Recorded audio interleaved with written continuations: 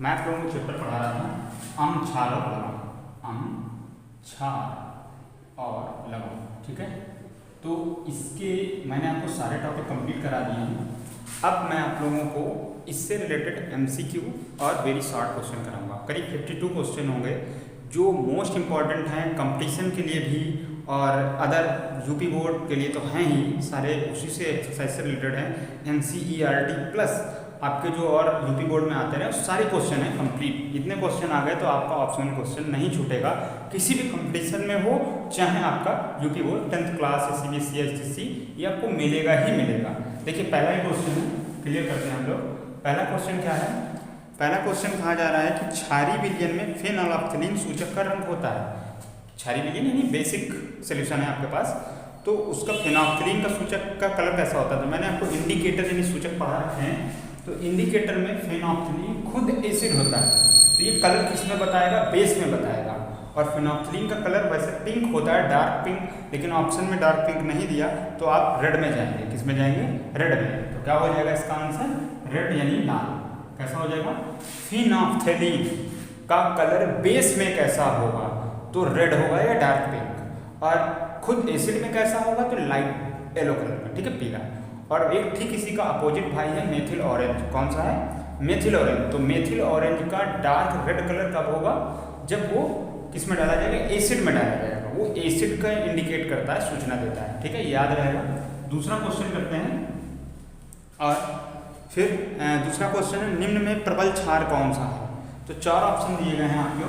तो चार ऑप्शन कौन कौन से हैं? चार ऑप्शन है calcium hydroxide, aluminium hydroxide, KOH और MgOH का होल मास।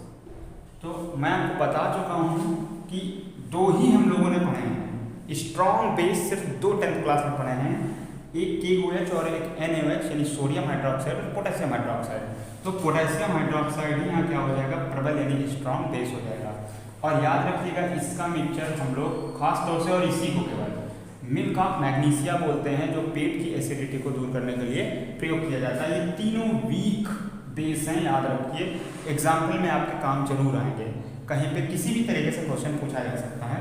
फिर तीसरा क्वेश्चन है, तीसरा क्वेश्चन पूछा गया है कि निम्नलिखित में एक दुर्बल अम्ल बताइए। तो एक HCl है, एक HNO3 है, H2SO4 है और HCl है। HCl हो गया, HNO3, एक HCl। पूछ रहे हैं इसमें दुर्बल यानी वीक एसिड कौन है? तो आपको पता है कि नाइट्रिक एसिड, हाइड्रोक्लोरिक एसिड और सल्फ्यूरिक एसिड। ठीक है, ये H2SO4 है। तो ये तीनों कैसे हैं? स्ट्रॉन्ग एसिड है यानी प्रबल अम्ल है।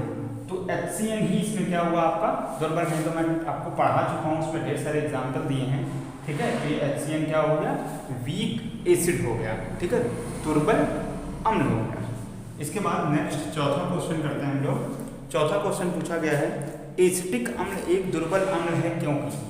जो एसिटिक एसिड होता है, एसिटिक एसिड का फार्मूला क्या होता है? CH3COOH।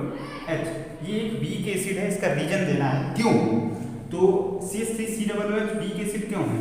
क्योंकि स्ट्रॉन्ग और वीक यानी दुर्बल और प्रबल डिसाइड कैसे होता है? तो डिसाइड होने का सिर्फ एक ही मेथड है कि इसको जब डिजॉल्व किया गया तो मान लीजिए इसके 1000 पार्टिकल थे, तो 1000 पार्टिकल में कितने, क्या 50% से अब ब्रेक हो गए, आयनाइज हो गए, H+ और माइनस में टूट गए। तो इसका जो आयनाइजेशन की मात्रा होती है, ठीक है, आयनाइजेशन यानी आयनन की मात्रा, तो वो बहुत कम होती है। ठीक है, जब ये ब्रेक होता है H+ में और COO- में, तो ये बहुत कम होता है। क्या है? आयनन की मात्रा कम है। आयनन की मात्रा कम है, यानी पर मोल 1 लीटर में कितना मोल जो है ये इसका, कि 1 मोल में कितने पार्टिकल्स जो है इसके बोलेंगे कि डिजॉल्व हो रहे हैं यानी आयनाइज हो रहे हैं, उसको बोलते हैं आयनाइजेशन की वैल्यू या आयनन की मात्रा, उसको अल्फा से डिनोट करते हैं हम लोग।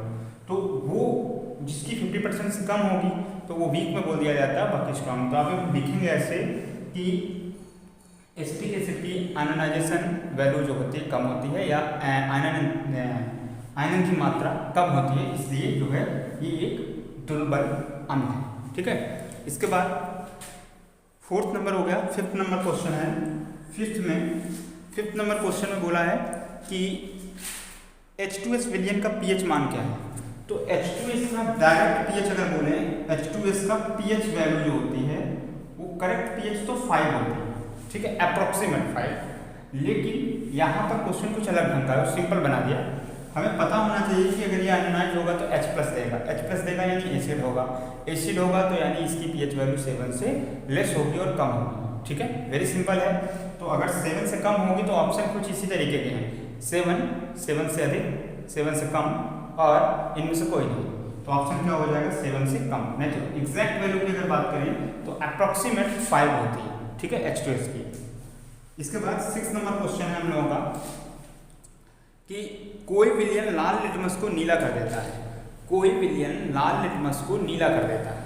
तो लाल लिटमस को अगर कोई नीला कर रहा है तो जाहिर सी बात है, मैंने आपको दोनों पढ़ाए हैं कि एसिड करता है रेड, डी से डी, ठीक है ना, और बेस करता है ब्लू, बेस करता है ब्लू। ठीक है, इससे याद रहेगा बी से डी। तो अब आपसे क्वेश्चन में क्या बोल रहे हैं, क्वेश्चन में कहा जा रहा है कि कोई विलयन लाल लिटमस को नीला कर रहा है यानी ब्लू कर रहा है। तो यानी वो कैसा विलयन होगा, यानी बेस यानी क्षारीय होगा। कैसा होगा, क्षारीय हमारा ऑप्शन हो जाएगा। ठीक है, उसके बाद फिर एक क्वेश्चन है कि हाँ, ये नहीं पूछा कि क्या है, उसमें 5 आपको पीएच वैल्यू दे रखी है, पीएच वैल्यू रखी है उसमें 2, 3, 4 और 10। आप बोल रहे हैं बताइए अगर कोई सोल्यूशन बेस को, मतलब बेस नहीं, एक सोल्यूशन है जो लिटमस पेपर को ब्लू कर रहा है, तो बताइए पीएच वैल्यू क्या होगी। तो हमें ये तो कंफर्म हो गया कि वो बेस होगी, और बेस होगी तो उसकी वैल्यू 7 से ग्रेटर होगी। और 4 ऑप्शन में हम लोगों में 3 तो छोटे हैं, 1 ही ग्रेटर देन 7 है, तो यही आपका आंसर हो गया।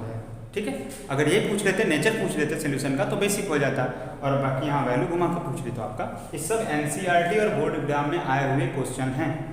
इसके बाद नेक्स्ट है 7 नंबर करते हैं। तो 7 नंबर क्वेश्चन में पूछ रहे हैं एक विलयन का पीएच मान 5 है तो विलयन कैसा होगा। अगर किसी विलयन की पीएच वैल्यू कितनी है, 5 है, तो ये कितनी है, पीएच जो है लेस देन 7 है ना, तो कैसा होगा, एसिडिक होगा, यानी कि अम्लीय होगा। कैसा होगा, अम्लीय विलयन। कैसा होगा, अम्लीय विलयन होगा। इसके बाद 7 नंबर क्वेश्चन के बाद है 8 नंबर क्वेश्चन। चलिए पहले इसको साफ कर देते हैं, फिर उसके बाद 7 नंबर क्वेश्चन में क्या कह रहा है। 7 में क्वेश्चन में बोला एक विलयन का पीएच, तो मैं करा चुका हूँ 8 नंबर में। 8 नंबर क्वेश्चन बोल रहा है आपसे कि एक विलयन है जिसका पीएच मान निकालना है, और उसमें आपको वैल्यू दे रखी है 10⁻⁶, 10⁻⁶ MHCl।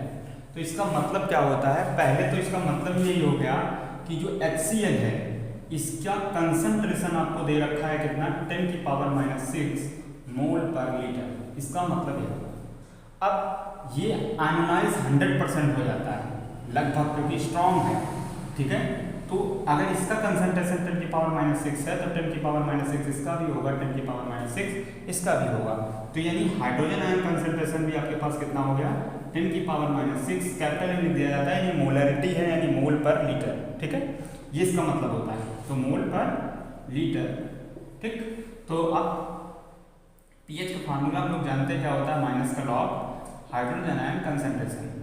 तो ये कितना हो गया, माइनस का लॉग H+ की जगह 10⁻⁶, और ये -6 आगे आ जाएगा तो -6 और log 10।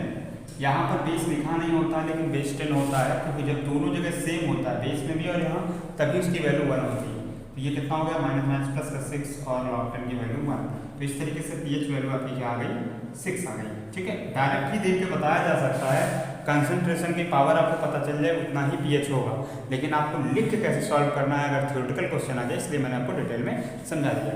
उसके बाद 9 नंबर क्वेश्चन है कि एक हाइड्रोक्लोरिक अम्ल की शक्ति 10⁻⁻2n है। अब ये क्या है, 9 नंबर क्वेश्चन में बोल रहे हैं एक हाइड्रोक्लोरिक एसिड है, उसकी पावर कितनी बोली, 10⁻⁻2n। क्या है, n। n का मतलब होता है नॉर्मेलिटी यानी नॉर्मलता। क्या होती है, नॉर्मेलिटी या नॉर्मलता। तो अब इस नॉर्मलता को मोलरता में कन्वर्ट करना पड़ता है। तो अगर इसकी 10 की पावर -2 n इक्वल किसके हो जाएगा, तो ये कितने आयन देगा, सिर्फ एक H प्लस देगा ना, तो इसमें हम लोगों को मल्टीप्लाई करना पड़ेगा 1 का। ये फार्मूला याद रखिए, मोलरता बराबर नॉर्मलता या नॉर्मलिटी, नॉर्मलता बटे 1 भाग देना पड़ेगा, ठीक है, क्योंकि मोलरता का 2 में गुणा करें, मतलब 2 नहीं सॉरी, यहाँ n या उसको अम्लीयता या क्षारीयता बोलते हैं, या एसिडिटी या बेसिसिटी, अम्लीयता या क्षारीयता, ये मैं आपको बता चुका हूँ। अम्ल होगा तो उसी क्षारीयता बोलते हैं, क्षार होगा तो अम्लीयता बोलते हैं। तो ये कितना हो जाएगा, इसको स्मॉल एन से डिनोट कर देते हैं। तो यहाँ पर हम लोग को m में कन्वर्ट करना है, तो इसमें क्या करेंगे, जब m में हम वैल्यू निकालिए, मोलरता निकालनी है, तो ये हो जाएगा 10 की पावर -2/1, तो ये कितना आ जाएगा 10 की पावर -2 n। तो इसका मतलब हाइड्रोजन आयन कंसंट्रेशन भी आपके पास कितना हो गया, 10 की पावर -2 m यानी मोल पर लीटर, मोल पर लीटर। तो सेम इसी तरीके का क्वेश्चन हो गया, तो क्या बन जाएगा, pH value minus log H hydrogen ion concentration, ये फार्मूला होगा माइनस का लॉग 10 की पावर -2, आगे आ जाएगा तो माइनस माइनस क्या हो जाएगा, प्लस का 2 और लॉग 10, और लॉग 10 की वैल्यू कितनी हो जाएगी 1, तो इस तरीके से pH आपकी वैल्यू कितनी आ जाएगी आपके पास 2 आ जाएगी, ठीक है, प्लस का 2। अब क्वेश्चन में ये जरूर ध्यान रखिएगा कि पूछा क्या जा रहा है, ज़्यादा हाई फाई स्टैंडर्ड का क्वेश्चन 10th या इन छोटे क्लासों में नहीं आता है, कंपटीशन में भी नॉर्मल आप खास जो आपके एसएससी के 10+2 से रिलेटेड हैं, तो इनमें ज़्यादातर अगर साइंस के क्वेश्चन मिलते हैं किसी भी, तो इसी स्टैंडर्ड के क्वेश्चन होते हैं, इससे ज़्यादा टफ नहीं होते, ये भी टफ ही है उसके लिए। तो तरीका समझ में आ गया होगा आप लोगों को, ये जरूर थोड़ी सी यहाँ चीज़ आपको भ्रमित कर रही होगी, नॉर्मलिटी यानी नॉर्मलता अलग होता है और मोलरता अलग होता है, यहाँ पर मोलरता ली जाती है ना कि नॉर्मलता, ठीक है। अब इसके बाद अगला क्वेश्चन हम लोग करेंगे कौन सा, तो pH वैल्यू कंफर्म हो गई, तो 1 बिलियन का हाइड्रोजन आयन सांद्रण 1 × 10⁻⁷, तो ये क्वेश्चन तो सीधा सीधा ही हो गया आपका, ठीक है।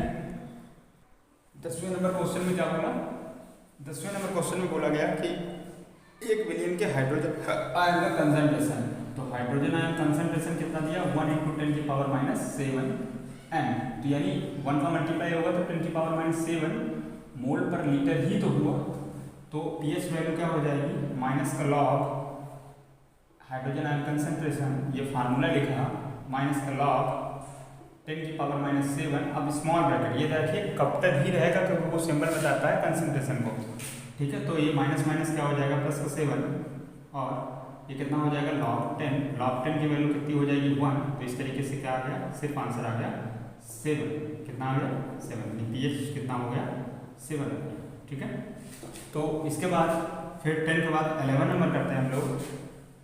11 क्या है क्वेश्चन, 11 में है 1 बिलियन में हाइड्रोक्साइड आयन का सांद्रण, अब देखिए इसमें हाइड्रोक्साइड आयन का सांद्रण दिया है, यानी कंसंट्रेशन कितना है, इसमें लिखा हुआ है कंसंट्रेशन 1 × 10 की पावर -12, ठीक है, m यानी मोल पर लीटर, तो इसको 10 की पावर सिर्फ 12 मोल पर लीटर बोल सकते हैं, कोई दिक्कत नहीं है, ठीक है।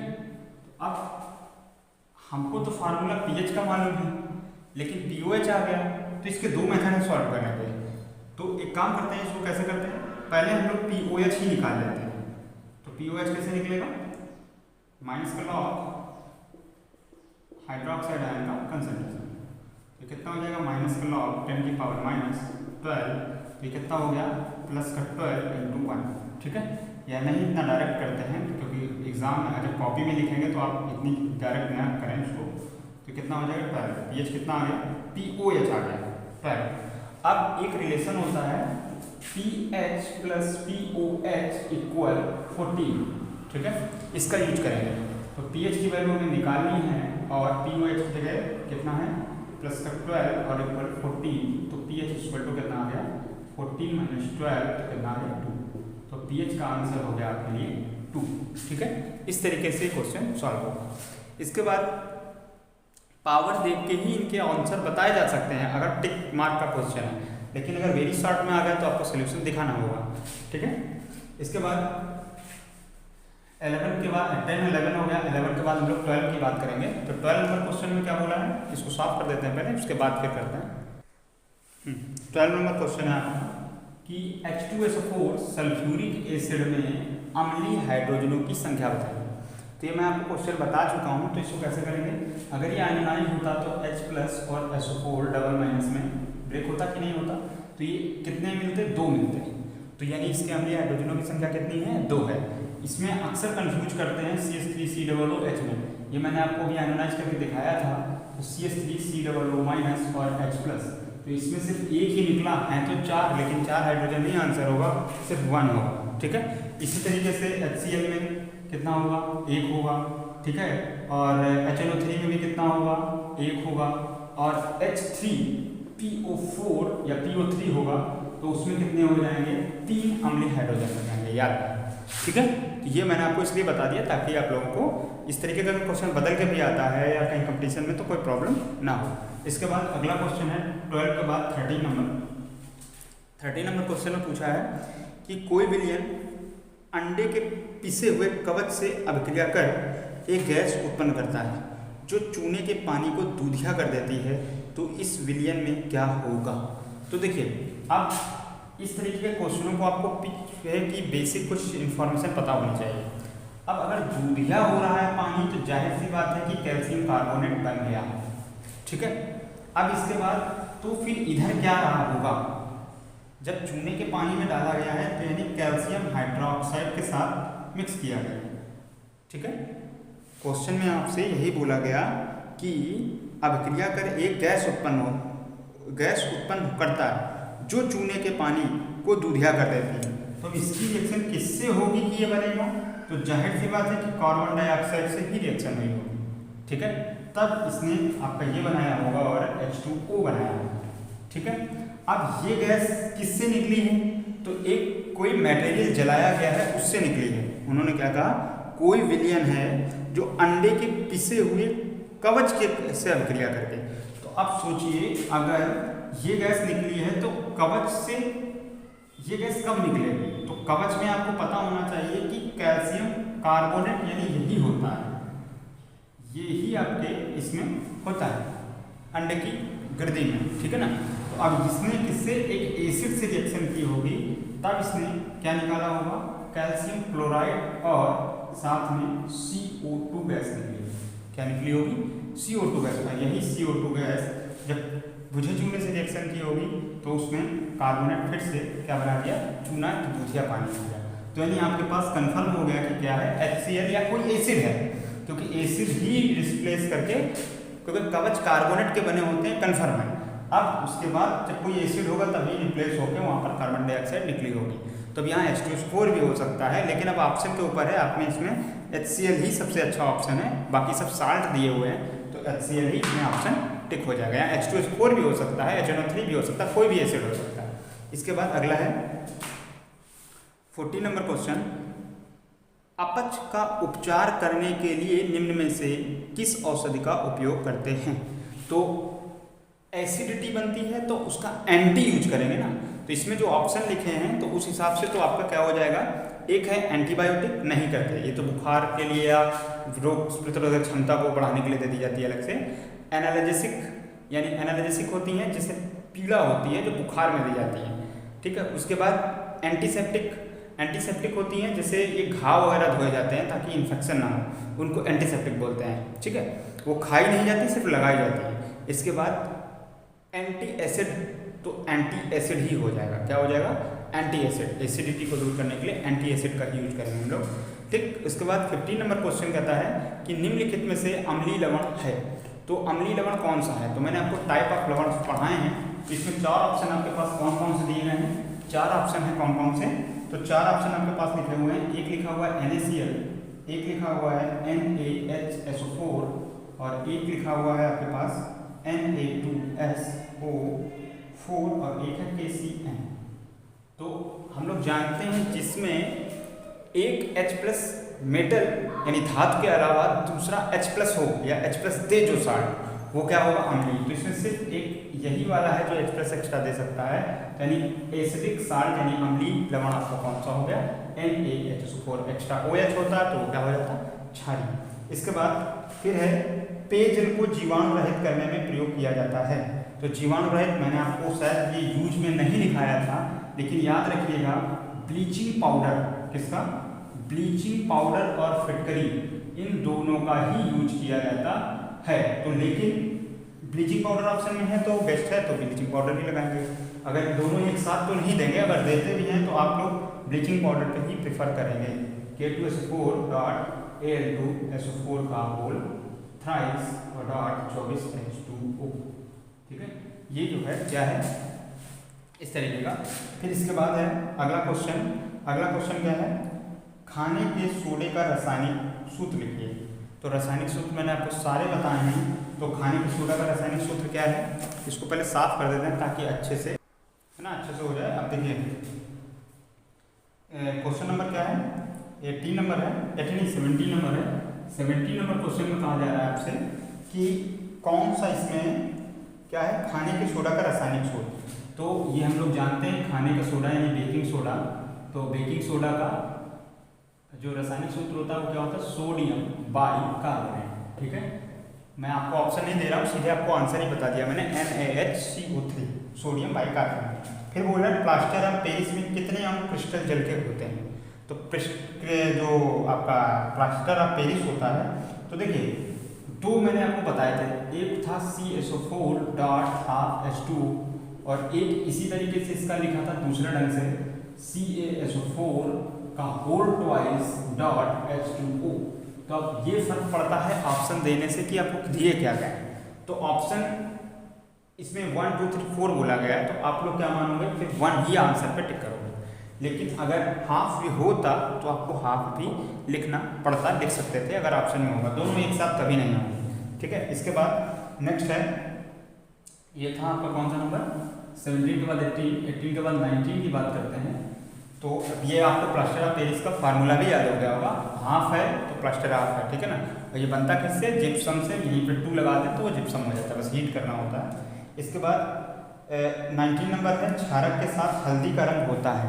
तो ये घर में हम लोग खूब चूना का यूज करते हैं। चूना कैसा होता है, कैल्शियम हाइड्रोक्साइड, ठीक है। इसके साथ अगर हल्दी हम लोग इस्तेमाल करते हैं तो कलर क्या आ जाता है, जो होता है डार्क रेड ब्राउन कलर जैसा, कत्थई जैसा दिखने लगता है ना, तो हल्का सा भूरा लाल, है ना, क्या बोल सकते हो, क्योंकि ऑप्शन में लिखा हुआ है तो लाल, गाढ़ा लाल, ठीक है, या भूरा लाल। तो ऑप्शन में क्या हो जाएगा, जो है इसमें भूरा लाल ही आपका सजेस्ट हो जाएगा सही से। बाकी सब इधर उधर के रंग लिखे हैं, पीला नारंगी, है ना, कोई रंग नहीं, भूरा लाल तो भूरा लाल हो जाएगा। इसके बाद बेकिंग पाउडर को गर्म करने से कौन सी गैस निकलती है। बेकिंग पाउडर, तो बेकिंग पाउडर अभी यही है आपका, ठीक है। 20 में क्वेश्चन में बेकिंग पाउडर यानी NaHCO3 अगर इसको हीट करेंगे तो ये किसमें कौन सी गैस निकल जाएगी, तो ये किसमें कन्वर्ट हो जाता है, Na2CO3 में, और CO2 और H2O बाहर आ जाता है, ठीक है ना, इस तरीके से। तो ये हो गया क्या, जो है ये आपका तो बेकिंग ये था, ये वॉशिंग सोडा बन गया और कार्बन डाइऑक्साइड। तो अब उन्होंने गैस पूछी है तो कौन सी गैस इवॉल्व होगी या निकलेगी, CO2 यानी कार्बन डाइऑक्साइड। फिर उसके बाद नेक्स्ट है कि सल्फर डाइऑक्साइड का जली विलीन कैसा होता है। तो SO2, ये 21 नंबर है, इसका जली विलीन यानी H2O से अगर रिएक्शन होगी तो ये क्या करता है, H2SO3। तो अगर ये आयोनाइज होगा तो ये किसमें जाएगा, H+ और SO3 डबल माइनस, ठीक है, 2 निकलेंगे तो इसने H+ दे दिया, तो इसका मतलब कैसा होगा, अम्लीय होगा। SO2 का जली विलीन कैसा होगा, अम्लीय यानी एसिडिक नेचर का होगा। इसके बाद नेक्स्ट क्वेश्चन है 21 के बाद 1 बिलियन का pH मान 3, क्या बोला 22 में pH आपको दे दिया है कितना है, 3। तो कह रहे हैं हाइड्रोजन आयन कंसंट्रेशन बताओ। तो इसके लिए एक फार्मूला आपको बताना है, याद रखना है, H hydrogen ion concentration equal क्या हो जाएगा, 10⁻⁻⁻, ठीक। बस आपको माइनस में पावर लगा के बोल देना है। तो आंसर कितना हो जाएगा, 10⁻³ मोल पर लीटर, ठीक है, 10⁻³ मोल पर लीटर। इसके बाद क्वेश्चन है कि अच्छा एक चीज़ और, ये तो मैंने आपको इसका कंसंट्रेशन बता दिया, और इसी में अगर पूछ दिया जाए कि pH वैल्यू 3 है तो सोल्यूशन का नेचर बताइए। क्वेश्चन यही है कि नेचर क्या होगा, तो नेचर क्या होगा, 7 से लेस है तो एसिडिक यानी अम्लीय होगा, विलेन कैसा होगा, अम्लीय होगा। उसके बाद शुद्ध जल का pH मूल्य क्या होता है। तो शुद्ध जल यानी H2O का pH हम जानते हैं कितना होता है, इसका pH की वैल्यू कितनी होगी 7। ये कौन सा नंबर था 23 नंबर क्वेश्चन था। H2O की pH वैल्यू कितनी होगी जो है करेक्ट 7 होती है, ठीक है, उदासीन मीडियम की। उसके बाद है शुद्ध जल का pH मान मूल कितना है 7 हो गया। 24 नंबर है लास्ट अम्लीय, ये इस MCQ का, ठीक है। अम्लीय वर्षा के जल का संभावित pH मान क्या है, तो ये वैल्यू रटने वाली है, आप लोग याद रखिएगा। जो रेन वाली बारिश होती है, ठीक है ना, तो ये जो रेन होती है उसके वाटर का जो pH वैल्यू होती है वो कितनी होती है 5.2। ये किसकी है pH वैल्यू है जो है वर्षा के जल की, किसकी है वर्षा के जल की, ठीक है। वाटर ऑफ रेन की जो एसिडिटी है या उसकी pH वैल्यू सही, एसिडिक तो होगा ही क्योंकि ये डिजॉल्व होते हैं, SO2 वाटर से रिएक्शन करता है, हवा में ये साथ में बनते हैं, तो इसकी वजह से जो है उसमें क्या होती है SO2 भी है, NO2 भी है और CO2 भी है, तो ये सब जब वाटर से रिएक्शन करते हैं तो एसिड का फॉर्मेशन करते हैं। और फिर वाटर और ये एसिड की जो वेपर है थोड़े बहुत ये मिक्स होकर एक एवरेज pH वैल्यू जो देती है वो कितनी देती है 5.2, ठीक है, याद रहेगा। इसके बाद अब करते हैं हम लोग कौन से जो है short question, very short question करते हैं। ये सारे MCQ थे, अब सब MCQ और मिक्स होके आते हैं, कभी MCQ वाले ही उसमें पूछ लिए गए, वेरी शॉर्ट में कुछ वेरी शॉर्ट में MCQ में पूछ लिए गए। तो आइए MCQ करते हैं, MCQ तो कर चुके हैं, अब वेरी शॉर्ट करते हैं। तो वेरी शॉर्ट में देखिए पहला ही क्वेश्चन है, वेरी शॉर्ट का पहला क्वेश्चन बोला जा रहा है पीतल एवं तांबू के बर्तन में दही एवं खट्टे पदार्थ क्यों नहीं रखने चाहिए। तो देखिए कॉपर जो तांबा होता है वो Cu होता है और जो पीतल होता है वो Cu और Sn का मिक्सचर होता है, ठीक है, 10 का 60 और 40 के रेशियो में। तो इस वजह से जो कॉपर है ये अगर कोई एसिड है, मान लीजिए थोड़ी देर के लिए कि CH3 C एसिड, एसिड तो तमाम टाइप के होते हैं, तो अगर ये रिएक्शन करेगा तो ये इसका एक साल्ट बना देगा। क्या साल्ट बनेगा, इसका जो रिएक्शन होगा तो ये CH3COO का होल ट्वाइस Cu इस तरीके के साल्ट बनते हैं। ये एक एग्जाम्पल दिया क्योंकि दूध दही में ये वाला नहीं होता, दूध दही में जो होता है वो आपका ऑक्जेलिक एसिड होता है, ठीक है। ऑक्जेलिक मैं गलत बोल रहा हूँ, इसमें आपका लैक्टिक एसिड होता है। क्या होता है लैक्टिक एसिड, याद रखिएगा। तो जो लैक्टिक एसिड है तो उसका साल्ट बन जाएगा। तो एक साल्ट में आप थ्योरी में आंसर कर लिखते हैं तो क्या लिखेंगे कि दूध और दही में उपस्थित अम्ल क्या करते हैं, एसिड जो होते हैं वो इन धातु से अपक्रिया करके लवणों का निर्माण करते हैं, जिससे कि दूध और दही का स्वाद बदल जाता है, कसैला और अजीब सा हो जाता है, या और वो लवण नुकसानदायक भी होते हैं, ठीक है। इसलिए दूध दही को जो है तांबे और पीतल के बर्तन में नहीं रखना चाहिए। फिर दूसरा क्वेश्चन है कि HCl HNO3 यदि जलीय विलयन में अम्लीय अभिलक्षण को क्यों प्रदर्शित करते हैं। तो सीधी सी बात है HCl और HNO3 जल में सॉल्यूशन इनका बनाते हैं तो ये एसिडिक नेचर क्यों दिखाते हैं, क्योंकि जब इनको आयनोनाइज किया जाता है या ये जल में इनका सॉल्यूशन तैयार किया जाता है तो ये आयनोनाइज होकर क्या दे देते हैं हमें H+ यानी हाइड्रोजन आयन देते हैं, ठीक है। इस वजह से इनका और बहुत अधिक मात्रा में देते हैं, लगभग ये 100% तक आयनित हो जाते हैं और हमें क्या देते हैं विलयन में H+ आयन देते हैं। इस वजह से इनका जो गुण होता है वो कैसा होता है, अम्लीय होता है, या इसलिए यह अम्लीय गुण का प्रदर्शन करते हैं या अम्लीय गुण को दिखाते हैं, ठीक है। इसी प्रकार इसको करेंगे तो H+ अलग हो जाएगा और NO3- अलग हो जाएगा, ठीक है। इसके बाद अगला क्वेश्चन है कि अच्छा एक क्वेश्चन और है HCl HNO3 और कुछ पूछा उसमें, जबकि एल्कोहल एवं ग्लूकोज जैसे यौगिक के विलयनों में अम्लीयता के अभिलक्षण नहीं प्रदर्शित होते क्यों। तो देखिए C2H5OH ये क्या है, एक एल्कोहल बोला और उन्होंने क्या बोला ग्लूकोज का सूत्र होता है C6H12O6। तो इसमें भी H क्यों नहीं टूटते, तो रीजन एक काफ़ी आपको देना है क्योंकि इनके बीच हाइड्रोजन और ऑक्सीजन के मध्य जो बंध होता है वो कैसा होता है, सहसंयोजक बंध होता है। कैसा होता है, सहसंयोजक बंध होता है, जिसके कारण वो ध्रुवित नहीं होता और धनायन H धनायन नहीं बनते, ठीक।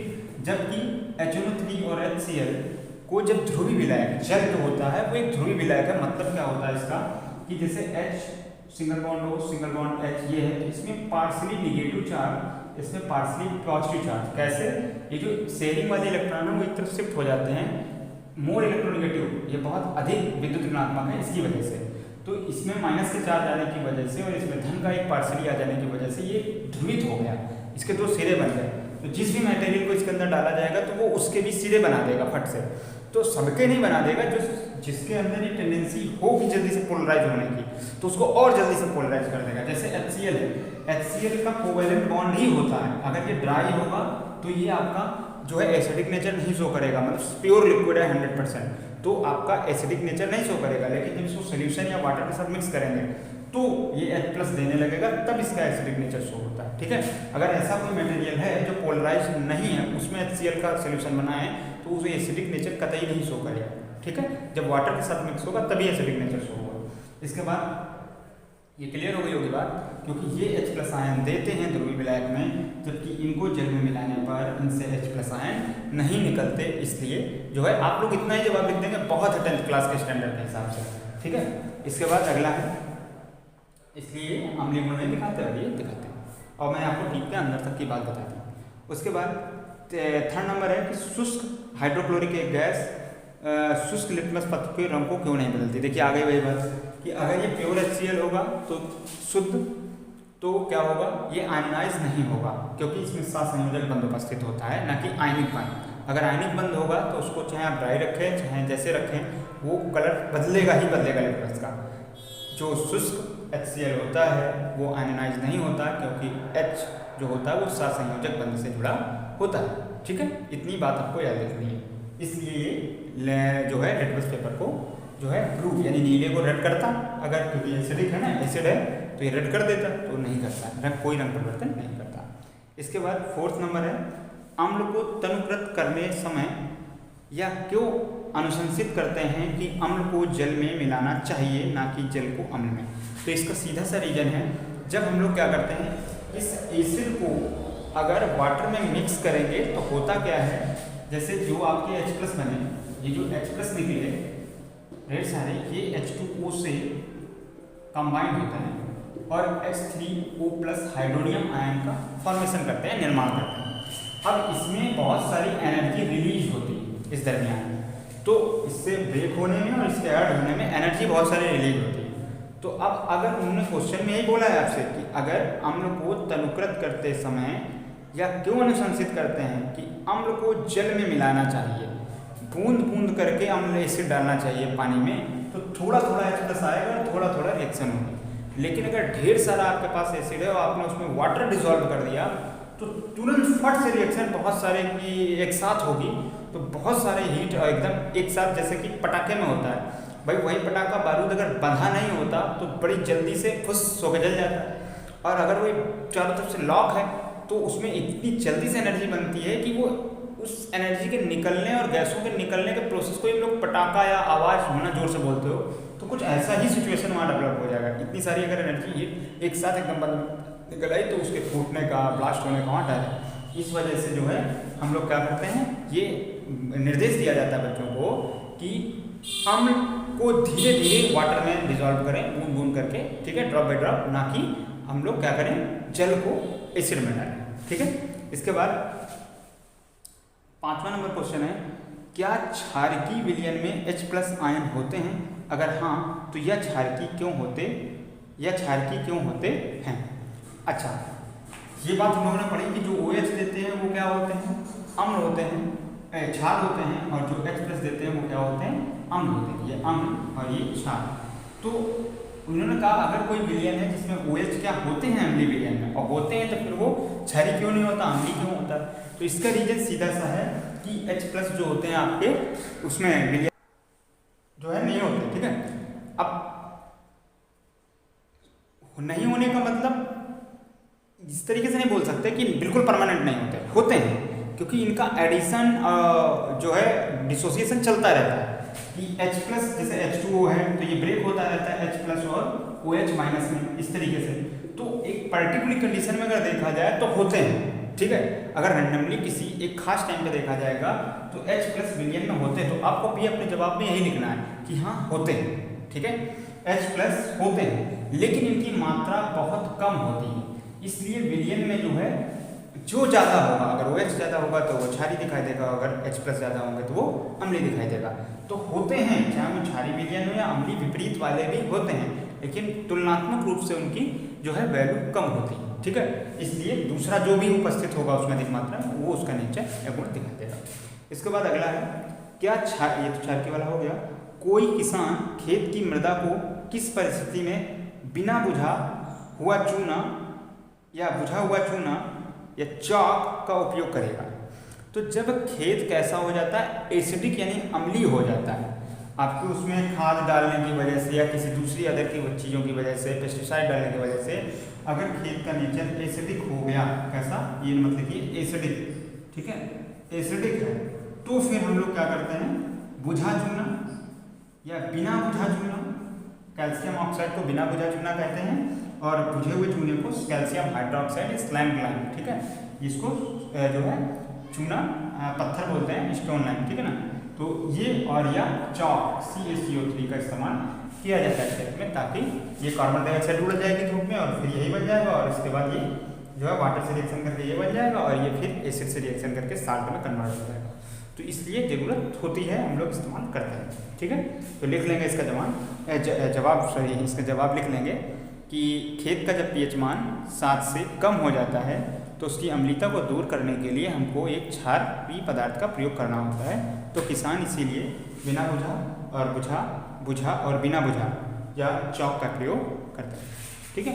इसके बाद है उदासीन करने के लिए, है ना। और आश्रित जल विद्युत का चालक क्यों नहीं होता जबकि वर्षा जल होता है। तो देखिए ये भी बहुत अच्छा प्रश्न है कि जो शुद्ध जल होता है उसमें करंट नहीं बहता है।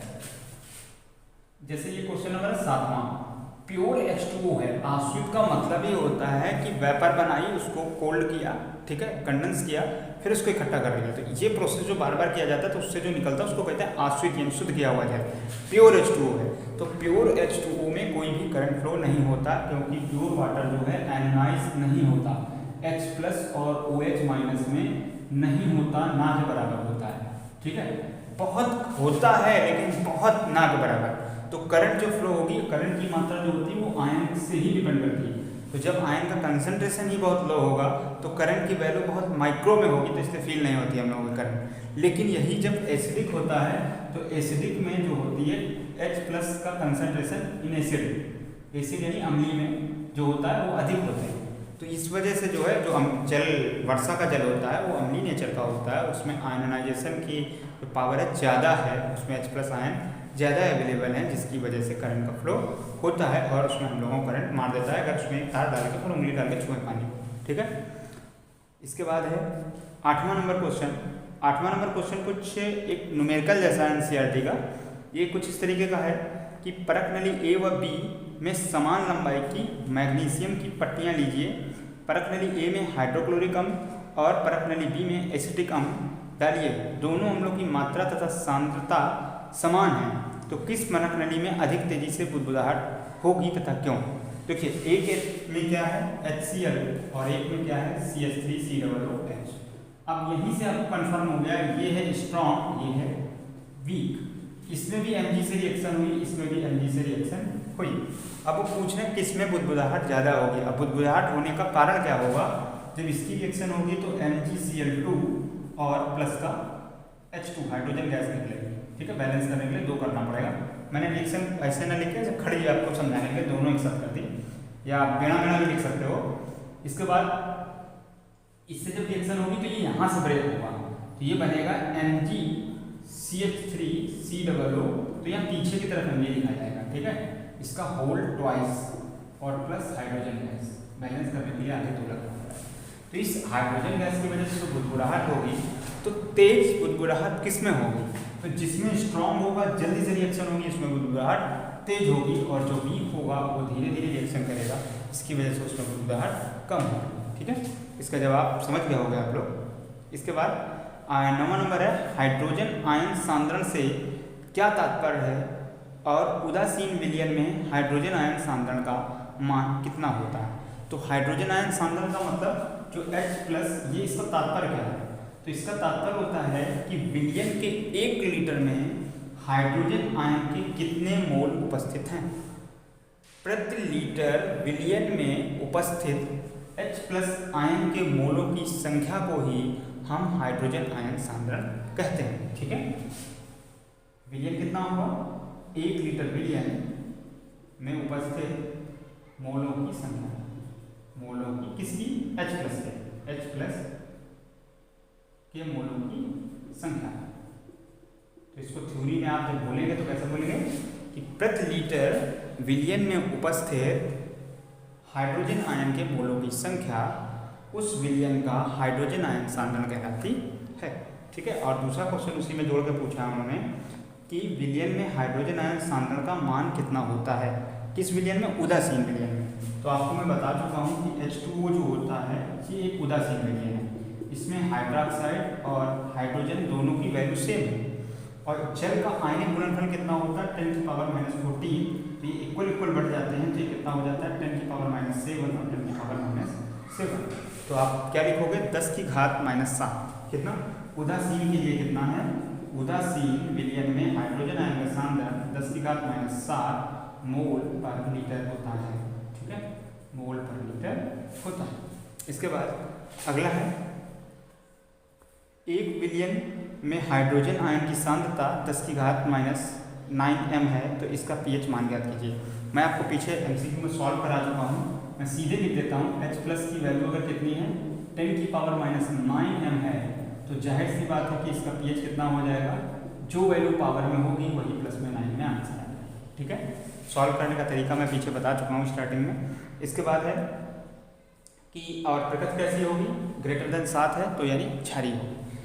इसके बाद फिर आता है 10वां नंबर क्वेश्चन हो गया। 11वां नंबर क्वेश्चन है कि एक विलयन में हाइड्रोक्सिल आयनों का सांद्रण 10⁻⁻10 है, हाइड्रोक्सिल आयन का सांद्रण। ठीक है, ये नंबर क्वेश्चन है आपका 11वां नंबर क्वेश्चन मैं करा रहा हूँ। अगर OH हाइड्रोक्साइड आयन की सांद्रता कितनी दी है 10⁻⁻10, तो आपको मालूम है कि POH कितना हो जाएगा 10, तो pH कितना हो जाएगा 14-10 यानी 4। तो जो विलयन होगा वो कैसा होगा, विलयन की प्रकृति कैसी होगी, अम्लीय यानी एसिडिक होगी। ठीक है, इस तरीके से ये तो 11 नंबर क्वेश्चन हो गए। फिर 12 नंबर है, एक जलीय विलयन का pH मान 5 है। एक जलीय विलयन कितना है, 12 नंबर क्वेश्चन है, pH वैल्यू दी है आपको 5, तो हाइड्रोजन आयन कंसंट्रेशन पूछ रहे हैं। ये मैंने बताया था 10⁻⁻ का pH, तो कितना हो जाएगा 10⁻⁵ मोल पर लीटर। ठीक है, मोल पर लीटर ये हो जाएगा हाइड्रोजन आयन कंसंट्रेशन, बड़े ब्रैकेट में लिखना ना भूलें। इसके बाद 12 नंबर के बाद फिर क्या है, 13 में भी यही क्वेश्चन है, उसमें pH की वैल्यू 4 दी है। ठीक है, और तो कितना हो जाएगा 10⁻⁻4 मोल पर लीटर। इसके बाद और नेचर कैसा हो जाएगा अगर पूछें तो 4 है तो एसिडिक ही होगा, 5 है तो भी एसिडिक होगा। शुद्ध अशुद्ध जल का pH मान कितना होता है, तो शुद्ध जल का pH मान हम लोग जानते हैं, शुद्ध जल का pH मान कितना होता है 7 होता है, ध्यान रखिएगा।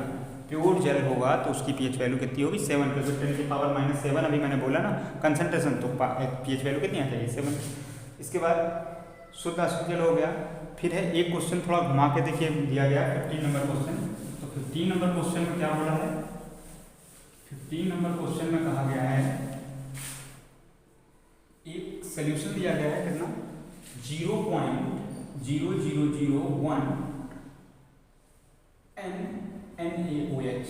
ठीक है, तो अब इसमें क्या चीज़ है, देखिए n है, नॉर्मलता दी है, तो NaOH की नॉर्मलता कितनी हो गई, नॉर्मलिटी किसको बोलते हैं, नॉर्मलता बराबर है 0.0001, पावर में बदल दें तो 10 की पावर 4 डिजिट उधर जाएंगे 1 2 3 4, तो कितना हो जाएगा, पहले सूत्र इस तरीके से लिखिए 1.0 × 10 की पावर -4, तो सिर्फ 10 की पावर -4 बोल सकते हैं। अब मैंने कहा इसकी मोलरता बनाओ, मोलरता के लिए कितना करेंगे, NaOH सिर्फ एक OH ही देगा, तो मल्टीप्लाई कितना हो जाएगा, इसमें मल्टीप्लाई नहीं होगा, डिवाइड होगा नॉर्मलता में n/स्मॉल, तो ये कितना हो गया 10 की पावर -4/1। ये 1 कहाँ से आया, इसको आयनाइज करें तो सिर्फ एक OH बनेगा, तो इसकी अम्लीता कितनी है A, इस अम्लीता का भाग दिया है 10 की पावर -4। ठीक है, अब एक देखो इसको मैं दूसरे तरीके से बता देता हूँ, जल का आयनिक गुणनफल कितना होता है 10⁻⁻14, तो इसका इस्तेमाल अगर कर लें, इसमें ये मोलरता किसकी आई NaOH की। ठीक है, अभी एक मिनट देखिए, जब NaOH की इतनी है तो OH की सांद्रता कितनी हो जाएगी, इतनी ही होगी, क्योंकि ये भी स्ट्रॉन्ग है। ठीक है, मोल पर लीटर। तो तो अब यहाँ से H+ निकाल लें, फिर PH निकाल लें, या POH निकाल के 14 से घटा दें। तो एक दूसरा वाला मेथड मैं बताता हूँ। जल का आयनिक गुणनफल कितना होता है 10⁻⁴। तो यहाँ पर OH की वैल्यू रख दीजिए, तो H+ का सांद्रण इंटू 10⁻⁴ इक्वल 10⁻⁴। ये डिवाइड में आ जाएगा, तो 10⁻⁴ अपॉन 10⁻⁴ इक्वल H+। तो कितना हो जाएगा ये 10⁻⁴ प्लस 4, तो कितना हो जाएगा 10⁻⁻10। तो इस तरीके से हाइड्रोजन आयन कंसंट्रेशन कितना हो गया आपके पास 10⁻⁻10। तो पीएच वैल्यू कितनी आ जाएगी माइनस का लॉग 10⁻⁻10। ये आगे आ जाएगा, तो माइनस माइनस प्लस 10 और लॉग 10, और लॉग 10 की वैल्यू कितनी हो जाएगी इसकी हो जाएगी 1। तो ये बन जाएगा pH = 10। कितना हो जाएगा pH = 10। तो इस तरीके से भी कर सकते थे, और POH डायरेक्ट निकाल देते तो कितना आ जाता 4, और उसको 14 से सब्ट्रैक्ट कर देते तो भी कितना हो जाता 10। ठीक है, एक ये तरीका हो गया। इसके बाद और क्वेश्चन है, ताजे दूध में pH का मान 6 होता है, दही बन जाने पर इसके pH के मान में क्या परिवर्तन होगा, अपना उत्तर समझाइए। तो जाहिर सी बात है कि जब दूध से दही बनता है तो अम्लीय प्रकृति का हो जाता है, तो उसका pH मान कम हो जाएगा, 6 से घटकर कितना हो जाएगा करीब 4 के आसपास हो जाता है। कितना 4 के आसपास। तो यानी जाहिर सी बात है, जब हम जानते हैं दूध से दही बनता है तो उसकी अम्लीय प्रकृति बढ़ती है, अतः जो pH मान होगा वो 6 से भी कम हो जाएगा। अगर आपको एग्जैक्ट वैल्यू नहीं मालूम तो भी ये आंसर लिख सकते हैं। ठीक है, और एग्जैक्ट वैल्यू लगभग 4 के लगभग हो जाती है, 3.5 से 4 के बीच में। इसके बाद फिर नेक्स्ट है, एक ग्वाला ताजे दूध में थोड़ा बेकिंग सोडा मिलाता है, तो ताज़ा दूध के pH के मान को 6 से बदलकर थोड़ा क्षारीय क्यों बना देता है? क्योंकि ताकि दूध खराब ना हो। अगर दूध रखा रहेगा तो दूध में एक बैक्टीरिया होता है लैक्टोबैलिसिस। क्या नाम है? लैक्टोबैलिसिस। तो लैक्टोबैलिसिस क्या करता है, ये मैं आपको उत्तर बता रहा हूँ इसका। लैक्टोबैलिसिस तो ये क्या करता है, ये दूध की जो लैक्टिक शर्करा होती है, लैक्टिक शुगर जो शर्करा है, तो इसको कन्वर्ट कर देता है किसमें, इसको कन्वर्ट कर देता है एसिड में, लैक्टिक एसिड में। इसी को हम लोग क्या बोल देते हैं, दही जमना। ठीक है, जिसकी वजह से कॉन्वोलेशन यानी कि स्कंदन होने लगता है, पार्टिकल एक दूसरे में जुड़ के चेन जैसी बना लेते हैं, तो एक सॉलिड मटेरियल बन जाता है, उसी को दही बनना कहता है। तो ये जो लैक्टोबैलिसिस है, मैंने आपको थोड़ा डीप में बता दिया। तो अब वो बोला कि उसने एक खाने वाला सोडा यानी बेकिंग सोडा NaHCO3 क्यों मिलाया। तो जो बैक्टीरिया लैक्टोबैलिसिस बैक्टीरिया दूध को एसिड में कन्वर्ट करता है, लैक्टिक एसिड जो जनरेट करता है, तो वो इस बेस से यानी खाने के सोडा से रिएक्शन करके लवण में परिवर्तित हो जाएगा, और हमारे दूध का pH मान जो होगा वो स्थिर बना रहेगा 6 के आसपास, और वो घटेगा नहीं, जिससे कि दूध के फटने के चांस कम है, दूध खराब नहीं होगा। ठीक है, ये इसका कारण है। फिर इसके बाद है, जल का आयनिक गुणनफल क्या है और 25 डिग्री सेल्सियस पे इसकी वैल्यू क्या है। तो जल का आयनिक गुणनफल क्या होता है, तो हम लोग को पता है कि H2O जो होता है आयनाइज करते हैं H+ और OH-। तो किसी खास टेम्परेचर पे इनके जल के जो हाइड्रोक्साइड आयन और हाइड्रोजन आयन हैं, इन दोनों के आयनों के मल्टीप्लाई को ही हम लोग क्या कहते हैं, जल का आयनिक गुणनफल। इसे KW से प्रदर्शित करते हैं, और 25 डिग्री सेल्सियस पर इसकी वैल्यू कितनी होती है, 25 डिग्री सेल्सियस पर इसका मान KW का मान कितना होता है 10⁻⁻14 मोल पर लीटर। ठीक है, इसका मतलब हुआ कि पावर नीचे लाएंगे तो 1/10⁻⁻14 यानी 1 के आगे 14 जीरो बना लो, तो एक जो लीटर में इतने मोल ही ब्रेक हो पाते हैं, ये मतलब हुआ इसका। यानी अब सोच लो ये कि 10⁻⁻14 कितने लाख करोड़ हो गया, उतने में सिर्फ एक मॉलिक्यूल ब्रेक होता है। आप ये एक अंदाज लगा सकते हो उतना मोल। ठीक है, इसके बाद फिर है निम्नलिखित जो है अभिक्रियाएं हैं कुछ, इनको संतुलित करना है, बैलेंस करना है। ठीक है, तो आइए हम लोग बैलेंस करते हैं। क्या है ये जो इस टाइप के क्वेश्चन आए हुए हैं 2016 और 17 में, तो कुछ पहले साफ कर देते हैं बोर्ड। ये है आपका क्वेश्चन नंबर 19 नंबर क्वेश्चन में एक्सरसाइज में मतलब कुछ रिएक्शनें दी हैं, तो इनको बैलेंस करना है। NaCl जो है नमक, इसने अमोनिया से रिएक्शन की है।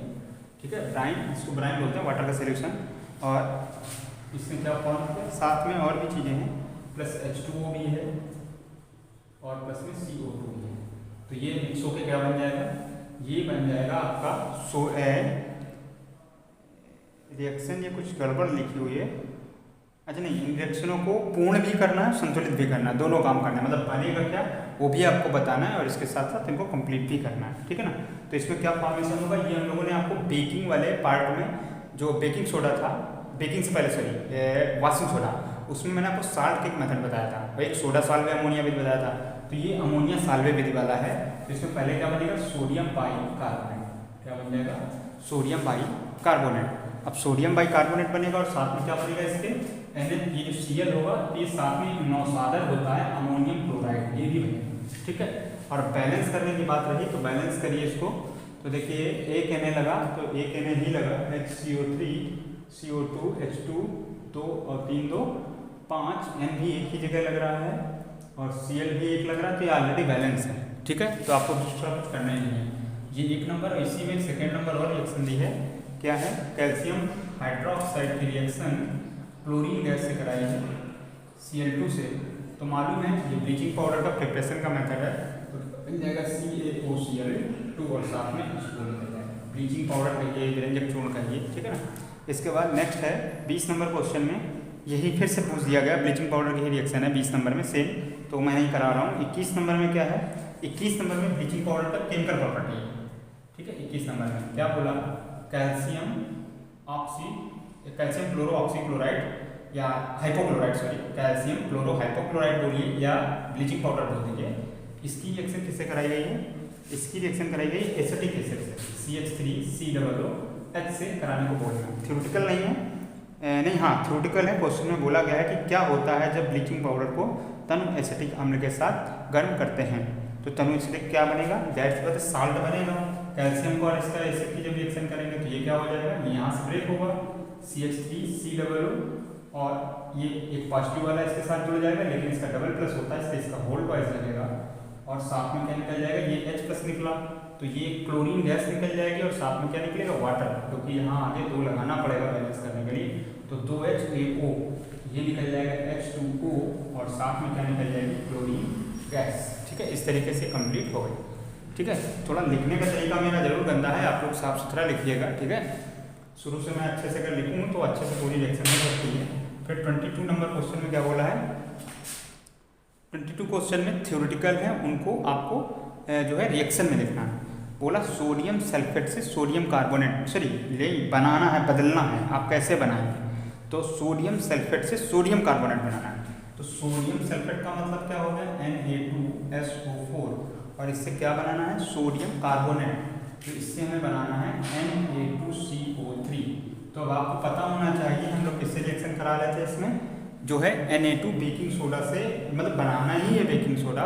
तो इसमें काली राख याद होगा आपको, एक कार्बन से कोक से रिएक्शन कराई थी हम लोगों ने और किससे कराई थी हम लोगों ने, साथ में एक जो है Na2S सोडियम सल्फाइड से कराई थी। किससे कराई थी, सोडियम सल्फाइड से। शायद कुछ याद हल्का सा कीजिए, नहीं सोडियम सल्फाइड से नहीं, हम लोगों ने की थी उससे चूने से, ठीक है, खड़िया से। पहले जब किया था तो सोडियम सल्फाइड बना था और सोडियम सल्फाइड की फिर इससे की थी, तब कार्बोनेट में बना था। तो हम एक ही स्टेप में रिएक्शन करे दे रहे हैं, तो ये क्या कन्वर्ट हो जाएगा, सोडियम कार्बोनेट बन जाएगा, सोडियम कार्बोनेट बन जाएगा और ये कैल्शियम क्या बन जाएगा, कैल्शियम सल्फेट बन जाएगा, ठीक है ना। कैल्शियम सल्फाइड और कार्बन मोनोऑक्साइड क्या बन जाएगा, कैल्शियम सल्फाइड और कार्बन मोनोऑक्साइड ये बनेगा। तो बैलेंस करने के लिए CO तो 4 लगे तो यहाँ 4 लगाना पड़ेगा, तो यहाँ पे भी 4 लगेगा और बाकी आपकी ऑलरेडी रिएक्शन बैलेंस है, ठीक है। एक S एक Ca और CO3 की अदला करते हुए, ठीक है। इसके बाद ये तो फर्स्ट नंबर थी। सेकेंड नंबर क्या बोली गई है, सेकेंड नंबर में बोला गया है बुझे हुए चूने की से ब्लीचिंग पाउडर बनाना है। तो वही ऊपर वाली आ गई, बुझा चूना है, इससे क्या बनाना है, इससे ब्लीचिंग पाउडर बनाना है। तो ब्लीचिंग पाउडर कैसे बनाते थे हम लोग, क्लोरीन गैस से प्रक्रिया। इनमें सिर्फ रिएक्शन देनी होती है, आपको थ्योरी नहीं लिखनी होती एग्जाम में, ये बात ध्यान रखिएगा। इसके बाद फिर है थर्ड नंबर क्वेश्चन में आपसे पूछना है कि सोडियम क्लोराइड से sodium carbonate, sodium chloride NaCl से क्या बनाना है, सोडियम कार्बोनेट। तो अभी ये ऊपर हम लोगों ने रिएक्शन की है सोडियम क्लोराइड से सोडियम कार्बोनेट, तो इसके लिए जो है सीधे NaOH से रिएक्शन करती है। ये हम लोगों ने एक रिएक्शन सीखी थी कास्टिक सोडा से, ये क्या बन गया था, और इसके साथ में CO2 को भी पास कराया था ना हम लोगों ने, CO2 को, तो क्या बन गया था ये Na2CO3, और प्लस का क्या निकल गया था जो है क्लोरीन गैस, है ना, क्लोरीन नहीं ब्राइन, ये तो गलत बोल रहे हैं, ये गलत बोला बिल्कुल। इसमें आपको यही वाला मेथड दिखाना पड़ेगा, कौन सा, सोडा सॉल्वेंट वाला। तो इसमें अमोनिया से पहले रिएक्शन कराएंगे, अमोनिया के सोल्यूशन से, और कार्बन डाइऑक्साइड पास कराएंगे, तो क्या बन जाएगा सोडियम बाई कार्बोनेट और साथ में अमोनियम क्लोराइड, और फिर इस सोडियम बाई कार्बोनेट को हीट कर देंगे अगेन, तो क्या बन जाएगा Na2CO3 सोडियम कार्बन। ठीक है, यही मेथड होगा। इसके बाद अगला है, फिर नेक्स्ट है आपका 23 नंबर, फिर ब्लीचिंग पाउडर की रिएक्शन हो गई। ठीक है, और घुमा फिरा कर फिर सारी आपकी जो मैंने आपको जितने साल्ट पढ़ाए हैं उसी की केमिकल प्रॉपर्टीज़ की सारी रिएक्शनें हैं।